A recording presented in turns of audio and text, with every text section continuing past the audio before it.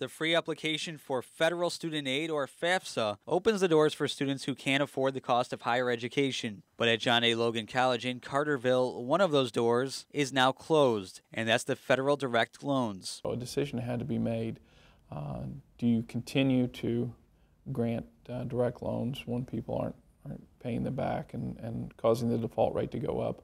Or do you go ahead and back out of that program, as most community colleges have done, and protect your students that are on Pell Grant and Federal Work Study? According to the Department of Education, a school cannot have 3 consecutive years with a federal loan default rate above 25%. In 2008, John A. Logan's default rate was 24.7%, and college spokesman Steve O'Keefe says there was too much at risk not to act. It would have been, within a semester or two that they would have come in and said, okay, you're not going to be able to provide the Pell, you're not going to be able to participate in the Federal Work Study program, and that just had too large of an effect on our students.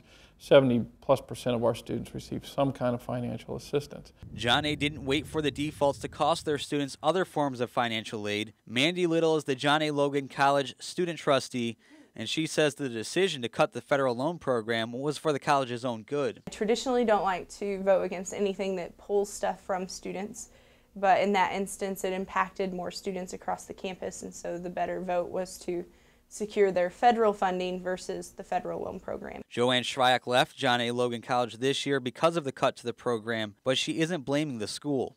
If I had a student in front of me and I could tell them how I feel about them defaulting on their loans personally, I would love that opportunity, but I don't know who they are.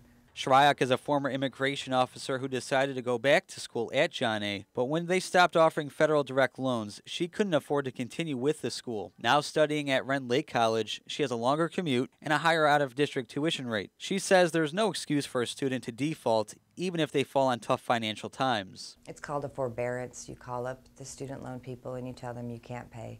Why do you think I have a student loan from '88? There was years I couldn't pay. I didn't default. But many students did default, and Mandy Little says a lot of them are transfer students. My understanding is that if they received a loan at the prior facility and then they came here, we in turn inherit their default rate, which is what makes our default rate so high. Right now, about 3,500 students are still able to receive Pell Grants and Work Study because the school made the decision to cut the loan program. For Evening Edition, I'm David Aid.